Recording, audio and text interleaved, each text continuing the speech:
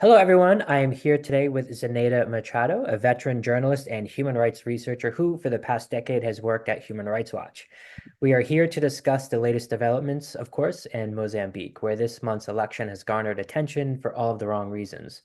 Last Thursday, the country's ruling party, which has been in power already for 5 decades, was declared the winner in a national election marred by numerous allegations of fraud. Levels of political violence were also shocking, punctuated by the murders of an opposition parliamentary candidate and his lawyer, who is mounting a legal challenge to the results. Today, the citizens of Mozambique are left with the grim reality of an increasingly volatile country, with mass protests likely to continue this week.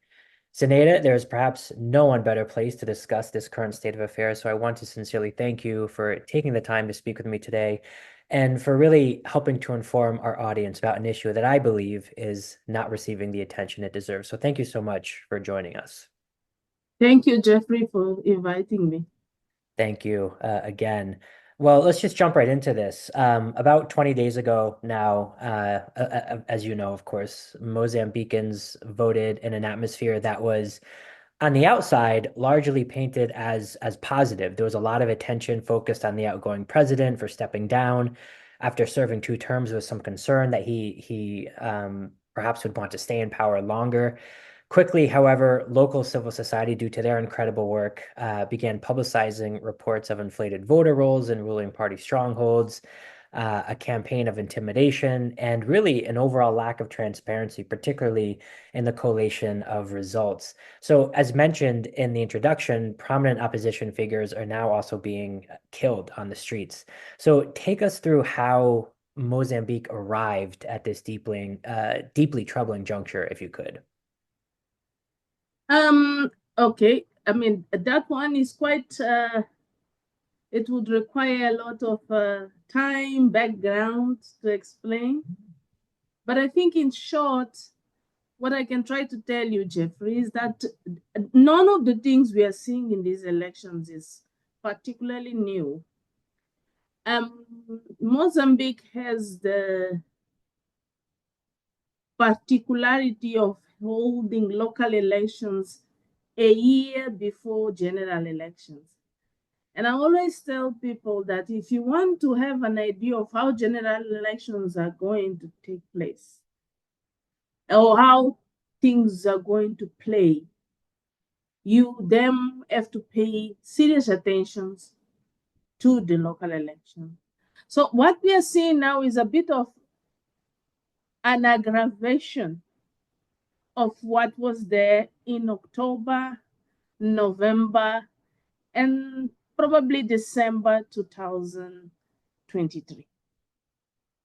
And that is essential. And I mean, for some of us who have been on covering or monitoring Mozambican elections for some time now, will probably tell you that, well, actually, Mozambican elections have this funny story that whenever results start coming out, the opposition rejects them. And in the past, when we used to have the charismatic opposition leader who used to be also the leader of the rebels, Afonso Jacama, that would also mean probably some sort of a small war there. Because Jacama would just retreat and then gather his men, and then they posed a serious threat to the state of affairs of the country. Now, what we have seen in the past year is a deterioration of the civic space. And maybe I should correct myself, it's not the past year, the past few years. But since we are talking about the elections, let's focus on the period between sometime mid 2023 to now. Civic space deteriorating.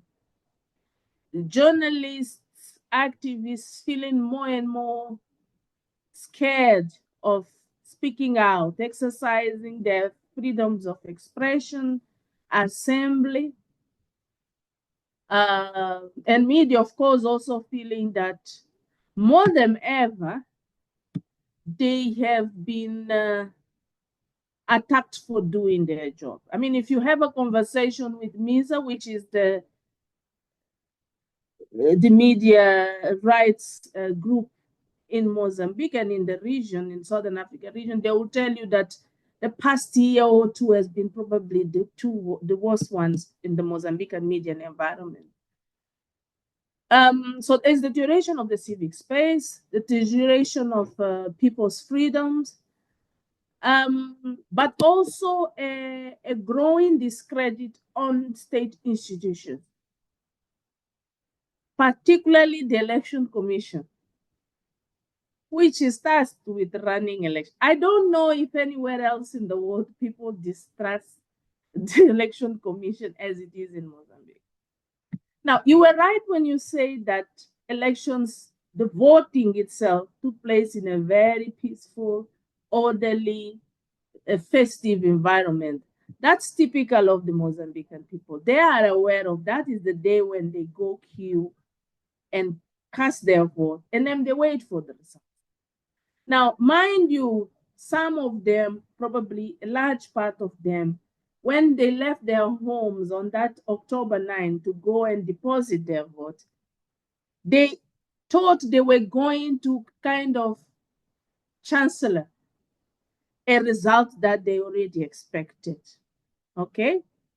Based on their conversations with their friends, based on the crowds that follow each candidate during the election campaign, based on the status of the current economic status of the country, everybody knows that there are no jobs. Prices are high. The youth in this country lacks opportunities. They leave university with a degree and they don't have what to do. We have graduates who are selling on the streets. We have graduates who spend most of their days sitting there under the sun because they don't have anything to do. So those people chat among themselves, they chat on social media, and their own world, they believed seriously that they would win these elections if they voted on a certain candidate. Now, when results started coming out, things did not reflect what they expected. On top of it, Jeffrey, there were serious irregularities in this process. Some of them are a repetition of what we saw in 23, meaning that they have not been corrected. Some groups continue to get away with it. The ruling party continues to benefit out of this chaotic system that the Election Commission has allowed itself to be embroiled in. So you can imagine now what it happens is that, well, they rig the elections in their favor. Now, then there is also that famous sentence, which is, okay, they won with 70%. We lost with 20%. But throughout the election campaign and throughout this period, we never saw 70% following them. It goes down to what? Perception. You know, people did not see that 70%. So that also hurts because people are like wondering, you know, when I talk to my friends, I can't find anybody who voted for them. So who are they?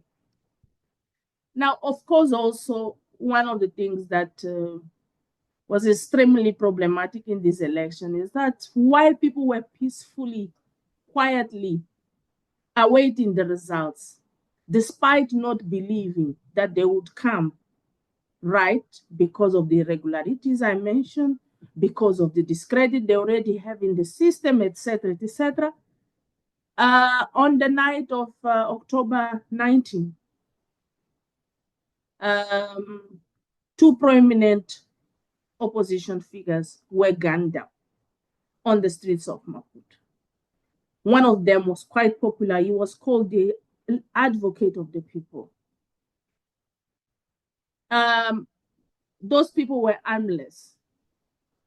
They did not incite to violence. They did not commit any crime. They simply believed in democracy and in the process. In fact, the lawyer himself is known for how he contested the 2023 results in court and won some cases.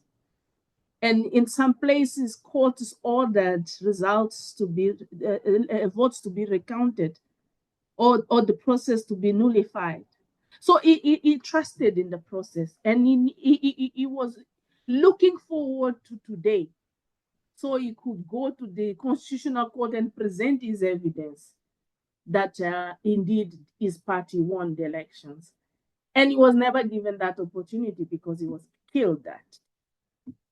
And then police comes up to justify what happened and comes up with all those fun theories that go everywhere except the admission that that was a ordered killing. So that irritated supporters. The leader of the group, who is a charismatic young man called Venancio Monlian, called for people to come together and protest peacefully against, one, what they called were irregularities of the election, two, the killing of those two prominent figures. Now, when they joined to protest peacefully, they were met with heavy-handed police officers who sprayed tear gas at them. A lot of people got injured with tear gas canisters. There are reports of live bullets being used, and people also getting injured with live bullets. And hundreds of people were arbitrarily detained.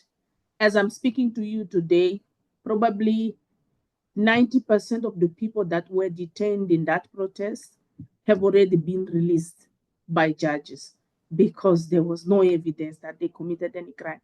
All they did was to exercise their right to protest against something. Now, all those things contributed for the climate that we are at now.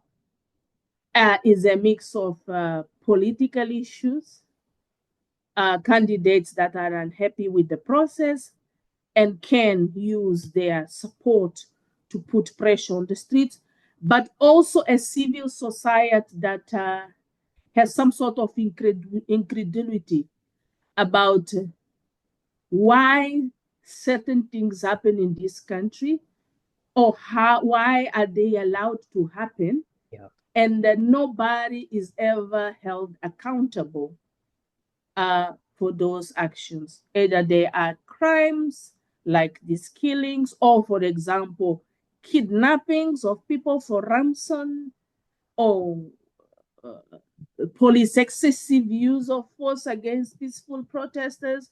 All those things keep happening in the country, and nobody takes action against it. Right. And that's actually, I'm glad you mentioned that. And thank you for that broader overview of the context. And I wanted to ask you a related question because last week you may have seen the Ibrahim Index of African Governance found that 78% of the continent's citizens now live in a country where security and democracy have declined over the past decade. And this included Mozambique. On the overall governance scale, Mozambique now ranks 28th, which is worse than notable dictatorships that we hear so much about, like Uganda, Rwanda, Togo, military regimes like Egypt. But to your point, Mozambique is not conjured in our minds when we think of the region's autocracies. So I wanted to ask you why you think that is the case, and why isn't there much attention devoted to the country, especially in light of the evident backsliding that's taking place? I can give you a couple of reasons. One is because in the past, Mozambique was seen as a darling child. All right. Everybody used Mozambique once as an example of a success, democracy, post civil war. And maybe it was the case. We can argue around it, but maybe it was the case. Post that period, the country was known as one of the fastest growing economies. And somehow relatively open and liberal. The other issue is that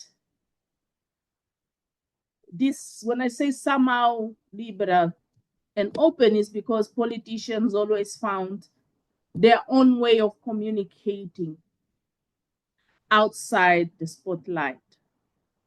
And when I say that, I'm talking about, for example, the leader of the opposition meeting the president of the republic in private and deciding without consulting anybody else on how they will stop their grievances, their conflict. And that would find many observers by surprise, because they will hear one day that the situation is tense, and the following day they will hear what they found an agreement and situation is now calm. So that creates fatigue. I was discussing the other day with some members of the international media on the difference between this election and the election in 2019, and they explained to me that in 2019 we didn't see the opposition do anything. It felt like they were okay with the results. This time they are doing something, and for us, the media, we cannot make up stories. We cover what is going on there. Okay, this time is very clear that the opposition is not satisfied with the result. The other element, Jeffrey, for the lack of enthusiasm of the international community towards Mozambique is language, culture. We know our language is Portuguese.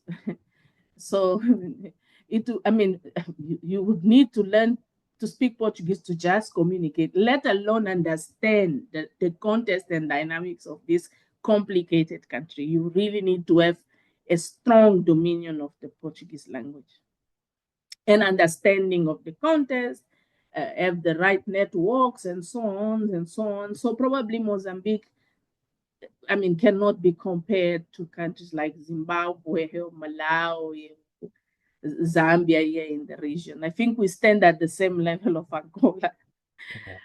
The other thing, and I think this one is particularly important, is when do we hear about Mozambique in the news? It's usually for two reasons. I worked in the newsroom, international newsroom, for many years, the BBC. And the two favorite news on Mozambique were always to do one with the climate disasters, and the second one was related to economic growth. And in the recent years, Mozambique, with the new discoveries of gas and oil, became important for that. So it's always about what Total says, when are they resuming their operations, what caused the insurgency in the north. Is it the gas? Is it not? Even when people discuss the reasons for the insurgency in the north, they are very quick to say, oh, it's because of the discovery of the gas. They don't take time to understand the other elements that forged that crisis, that violence, because it's difficult to understand the other ones. The gas is the one they know. It's always in the news. Now, if you look at the headlines of the newspapers across the globe ahead of Mozambican elections, at times, even myself as a journalist got very angry at colleagues, because I wondered at times whether people wanted to see the Mozambican elections for what it is, an election. I read headlines like potential next president of Mozambique will keep Rwandan troops in Cabo Delgado. Next president of Mozambique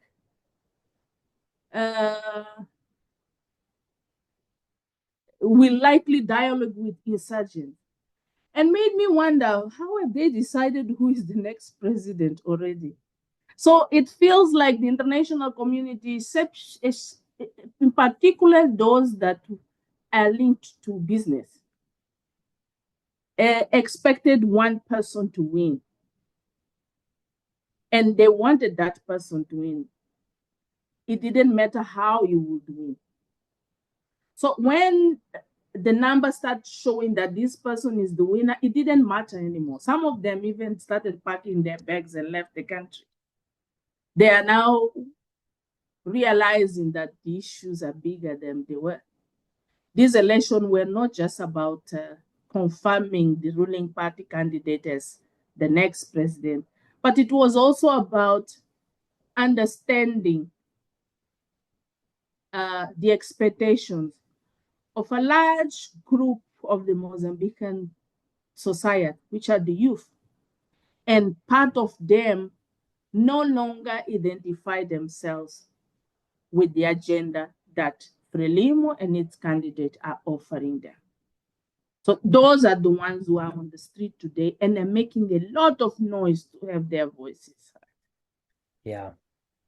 Yeah. And again, thank you for that. That's so useful to know. And to wrap up and again to follow up on what you just said, we've also, as the situation evolves, we also saw, an apparent internet shutdown late last week that I saw you talking about on social media and elsewhere. And this and some of the other issues that you brought up has prompted, among other institutions, the Catholic Church and the bishops in Mozambique to speak out. And their criticism was pretty blunt by their standards, stating that the crimes that have been committed so far were perpetrated with impunity. They mentioned specifically the further reinforcing of a lack of trust in the electoral process, which you have already alluded to. So, if this is in fact the case, if we take that as a given, I'm going to ask you a very broad question, perhaps difficult question here. What does this mean for the future of democracy in Mozambique? And how do you see this all playing out? And what should we on the outside looking in really be paying attention to in the coming days and weeks? I'd love your input on that.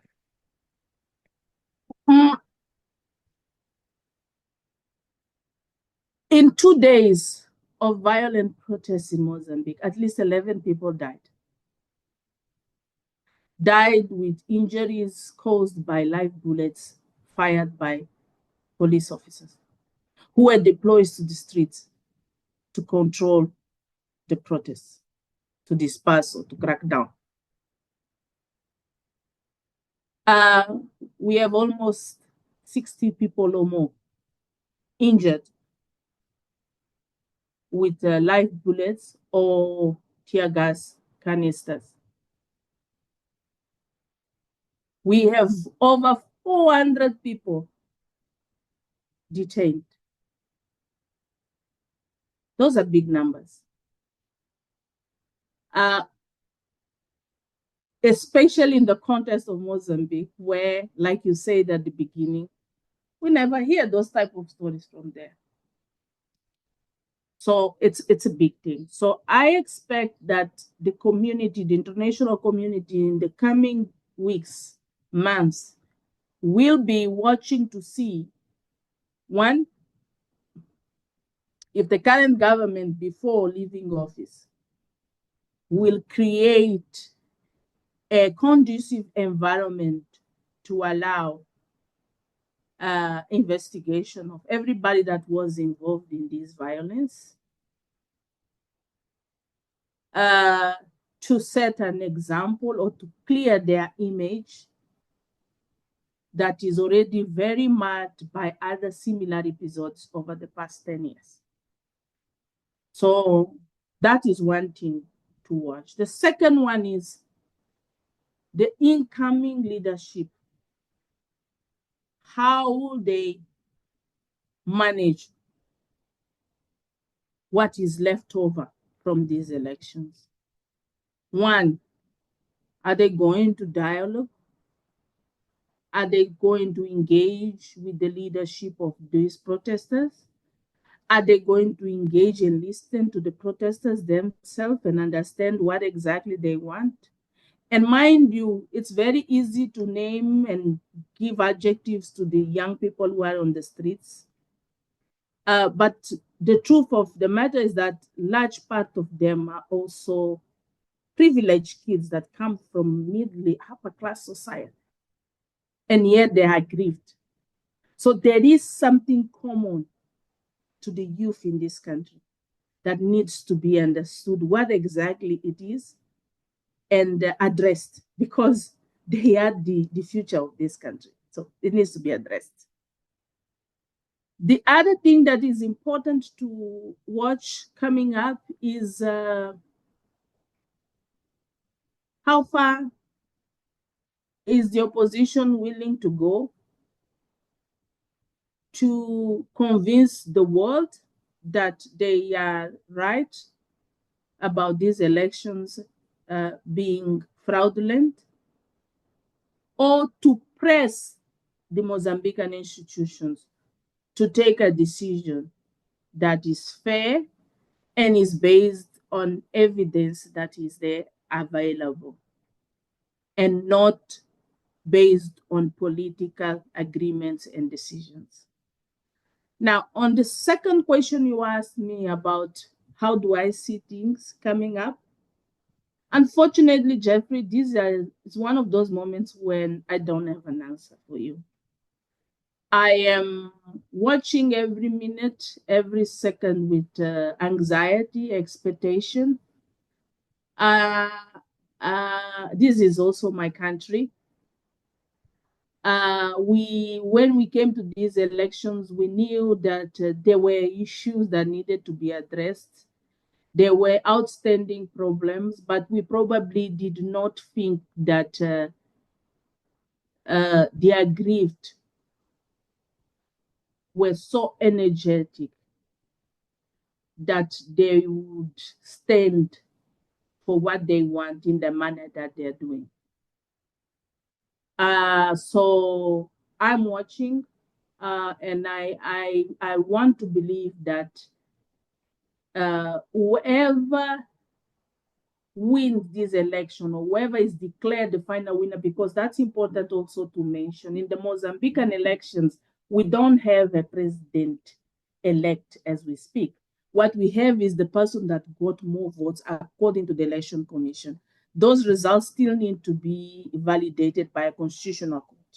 So whoever, after analyzing the evidence of fraud or not, after clearing everything, they will declare the winner.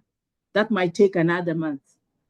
So whoever is declared the winner at the end of this process, I'm hoping that they will be able to dialogue with the other side and try to be as much inclusive and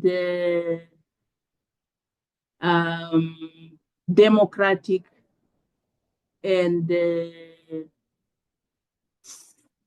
productive and effective as possible in addressing all type of grievances, including accountability for crimes, redress for victims, compensations, anything that builds a society that is mature and it is democratic. And I think at this stage, I think it's also important to note that this is a new era of the Mozambican history. The two most voted candidates for presidential elections are men who are younger than 50.